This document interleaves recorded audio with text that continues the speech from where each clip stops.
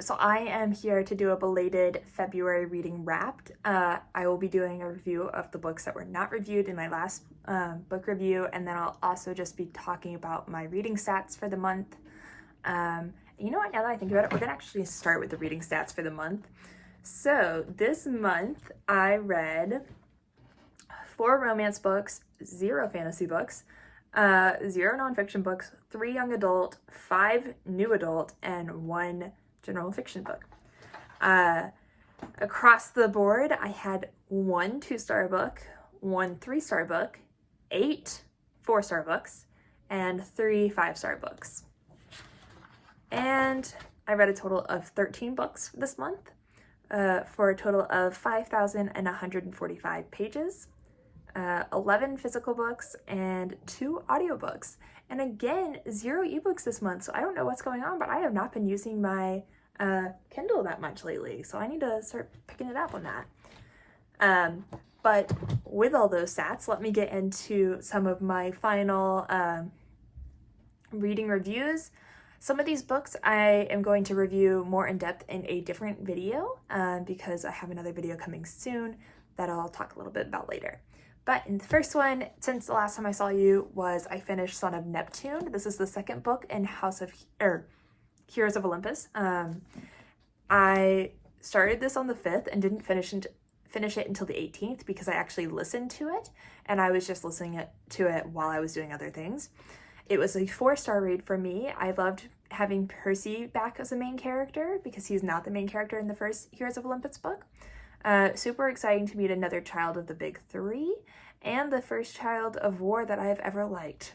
I can't wait to see how the rest of the series will play out and when these 2 groups will finally merge together, which I think is the 3rd book, so I'm excited about that. The next book that I haven't talked to you yet about is Sunny Disposition. This is the alternative cover because I have so many books with a cartoon drawing of a person. I felt like maybe it was time I tried one without.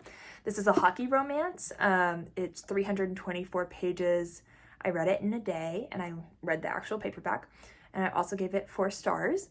I said, I really appreciate how supportive Naomi and Finn are of each other. I thought there was a good representation for TBI survivors and anxiety.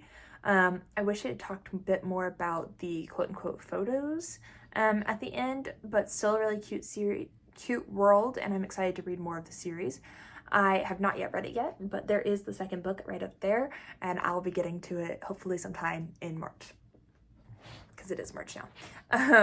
The next book that I read so far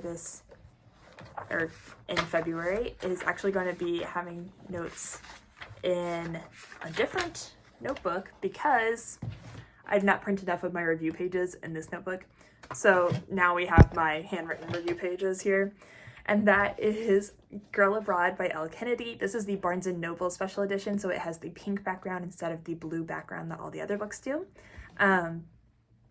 It is a new adult romance that came out last month, and I read it in a day, and this was a 5-star read for me. I am a huge Elle Kennedy fan. I have a bunch of her books up here. You can only see some of them, but there's a bunch up there. And I just really enjoyed seeing Abby's growth throughout this book.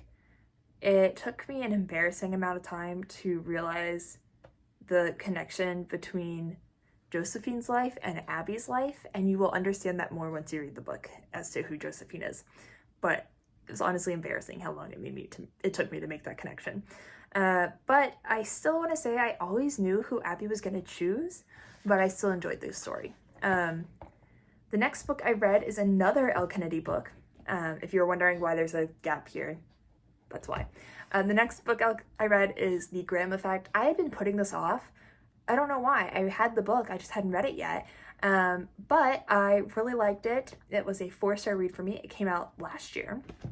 It's 502 pages, and I read the paperback for it. I said Gigi and Luke were a fan favorite, and I loved being back in the Briar / off-campus universe because I love those books, and I have no good reason for it not to be 5 stars, but it was just a 4-star read for me. But I'm still so excited to get back into this world, and I hope that there's more to come. The next book I read was Offside by Avery Keelan, and this was my 1-2-star book of the month. It's a new adult romance hockey series. It's 567 pages, and I read it in a day, but it was only 2 stars for me. The reason that I rated it so low is honestly because it was way too long for what it was giving me. It felt like there were multiple plot lines just thrown in there that did not actually need to be there at all.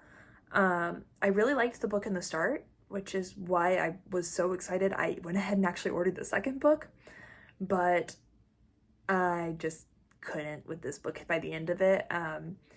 So I was excited to see how the second book would play out and whether or not I would continue to read some Avery Keelan in the end.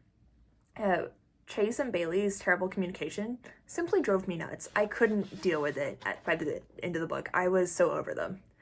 That being said, the next book I read was One Italian Summer, and this one I actually listened to the audiobook through my library, but I did have the physical book. This came out in 2022, which for some reason I thought it came out last year, but I guess not. And it is a general fiction book, but it has some romance themes, but I would place it more in the general fiction. I read it also in a day, or I listened to it in a day, but it's a really short audiobook, so it's only 6 hours, and since I listen on at least 2 times speed, that's only 3 hours, so it does not take that long to get through. I said Katie's experience of grief and reconciliation of love was beautiful to read. It was not my typical style, nor my absolute favorite, but I loved it all the same.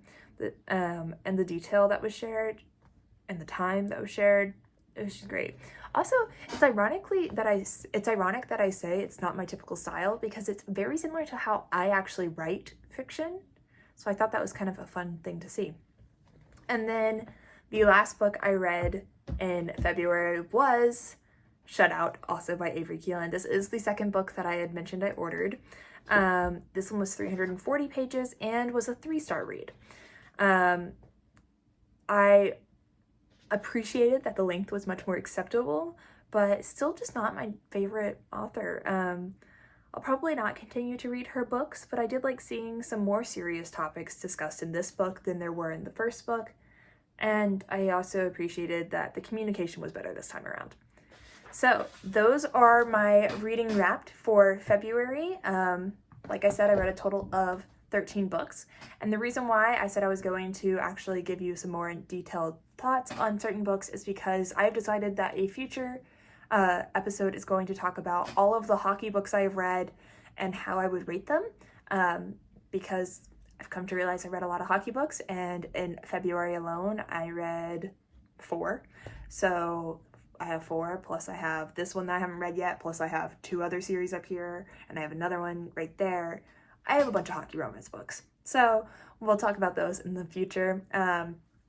If you are interested in hearing more about books I'm reading or anything else, please like, follow, and comment below, or you can, I guess, subscribe below. And I will also be doing some more updates on my bookbinding process.